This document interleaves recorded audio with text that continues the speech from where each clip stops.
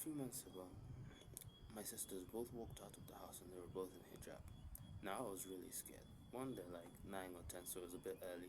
But the second thing is like, I used to have friends in high school, and I've also talked to like sisters online and stuff like that. And if you live in an area that is predominantly non-Muslim, wearing hijab can be like a nightmare, and that's the current state of things in our house. So like I was thinking they're just going to become complete pariahs in their social group and all of this stuff, and all of this stuff was going through my head. But then they went outside a few times and I asked them, yo, how's it been? They're like, oh, nothing, it's fine, blah blah blah. Left my mind. I was satisfied, etc. And a few months later, I was in conversation with one of my sisters, and she was like, I'm the only person in my friend group who wears hijab. And this is what I was afraid of. Didn't come the way I expected it to, but this is what I was thinking about. And in my head now, one of two things were going to happen. One, she was gonna like wear hijab and suffer, you know. Or, right, she, like many of the chicks who I used to go into high school with, is gonna be like wearing hijab until she gets into school. Then once she gets into school, it's gone. Both very bad options, in my opinion.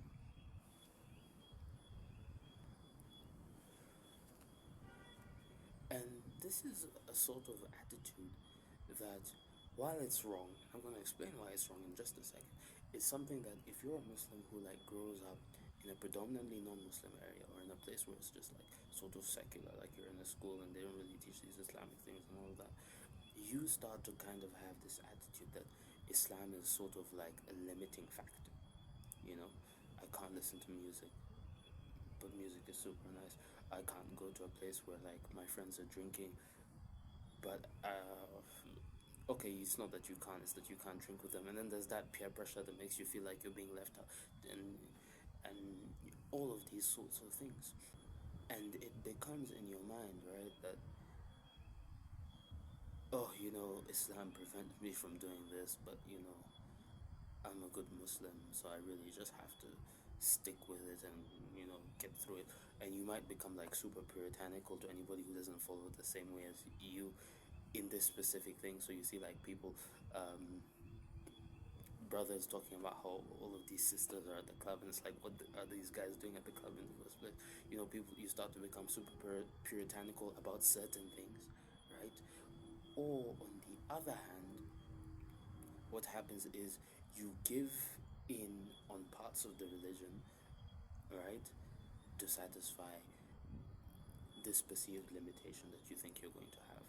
So this would be the sister taking off her hijab because she just feels uncomfortable wearing it in school and all of this stuff.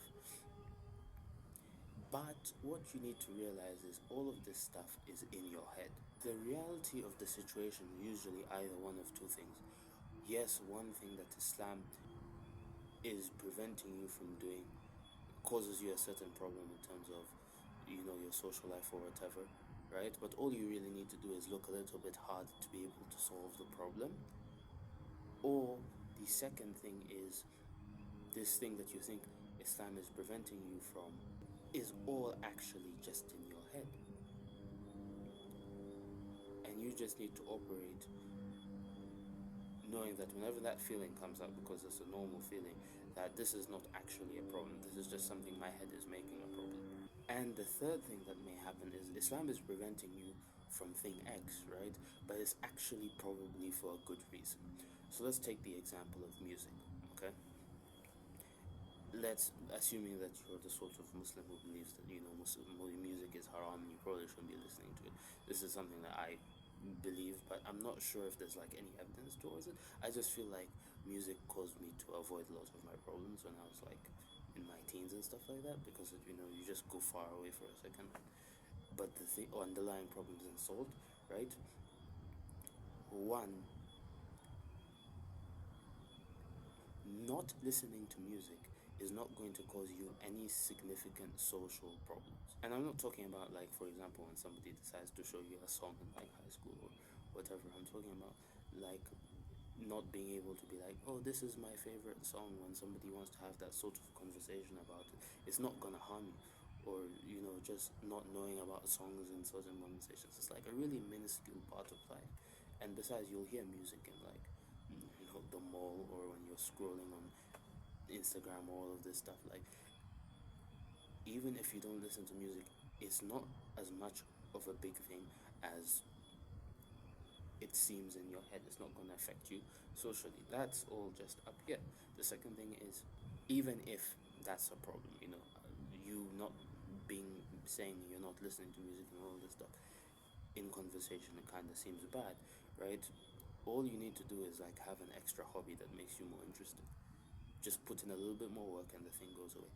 The third thing is, yes, music may be haram. I'm not sure if we're on the same page on that, but